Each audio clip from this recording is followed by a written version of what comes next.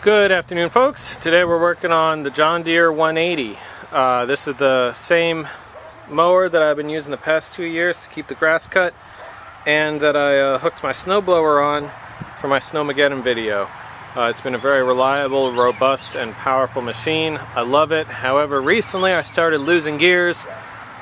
First top gears and then lower gears, and now all I have is reverse. That's actually rather inconvenient. It's a little silly to mow the lawn entirely in reverse, and it makes the blower absolutely useless. So, I did some research. I found that the transaxle is commonly very weak in this model,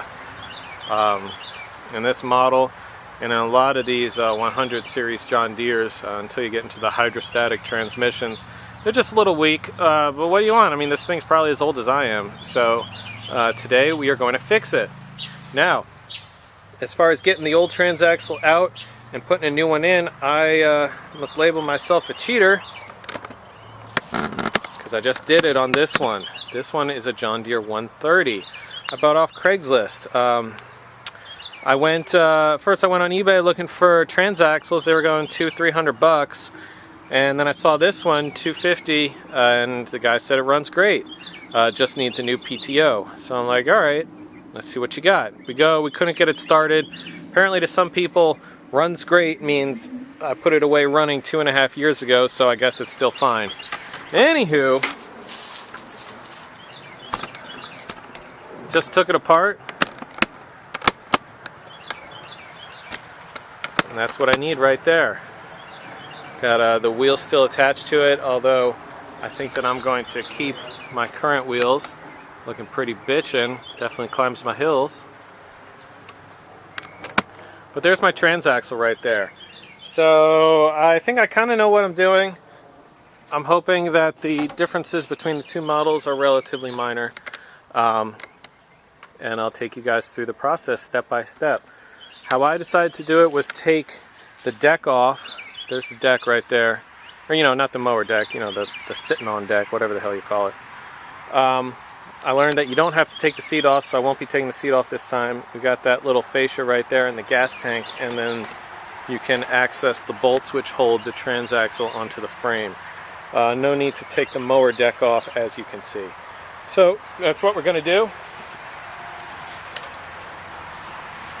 Got 2 bolts right here, and then 3 up front, right underneath this little fascia thing right here, whatever you want to call it.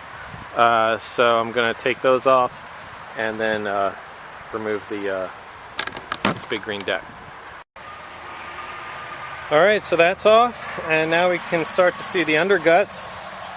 You got your gas tank here, which just sits. It's not attached at all, it just sits there. So we have the low gas meter thing, that gets unplugged. And then this is the fuel line, and this comes off. Oh, I guess I have to cut it. Alright, so that comes off, gas tank comes up. So this is pretty cool. With all this gone, we can see how all this stuff works. Now this is the clutch, and you can see that the clutch is nothing more than the control of the belt tensioner. And when you press the clutch in, it just releases tension on the drive belt, which is right here. So that's that. Now if there's enough, I have the gas tank off, but if there's enough gas in the carburetor, I'll show you guys what was happening.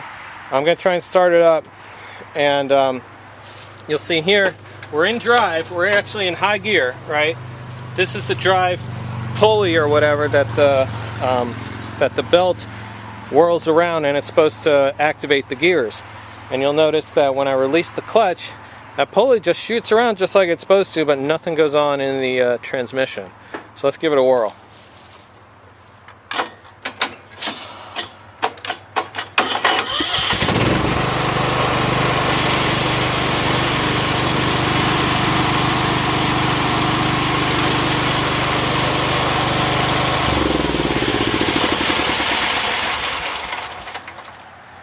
So that's the reason I'm replacing this thing.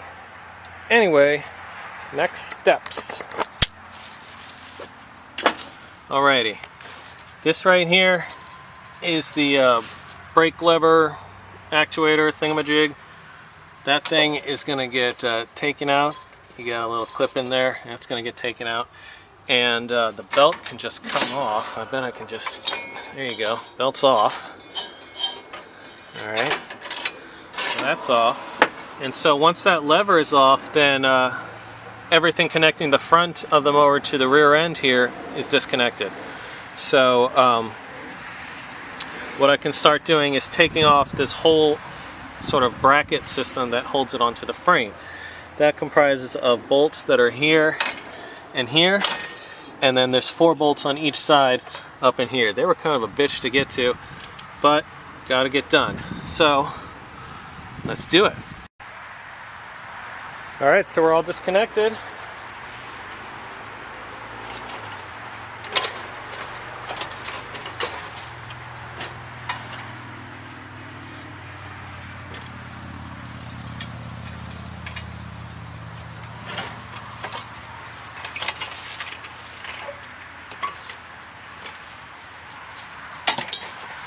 That just comes right off. Now the new one goes in just the opposite. Looking good. Rear end is on. Although this always fucking happens to me. There's always something I fuck up.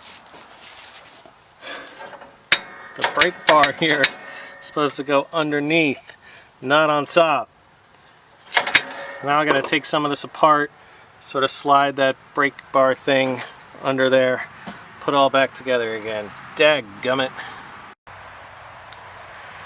Alright, and the gas tank's back on. You guys know me. I can't resist a good bench test, so we're going to try and fire it up and make it move. Part of the reason I was able to talk this guy from 250 down to 100 is because the one part that I needed, I couldn't test right there. So I'm not even sure if this rear end is good. He says it was, but you know, whatever. So let's crank it up and try and get it to go.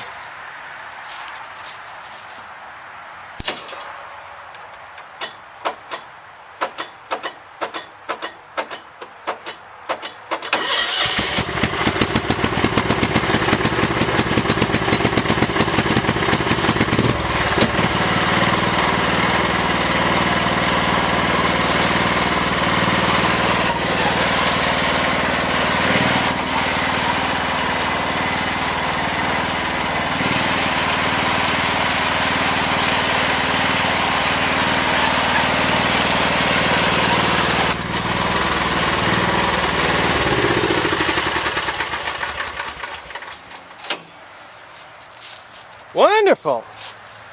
Seems to work pretty good.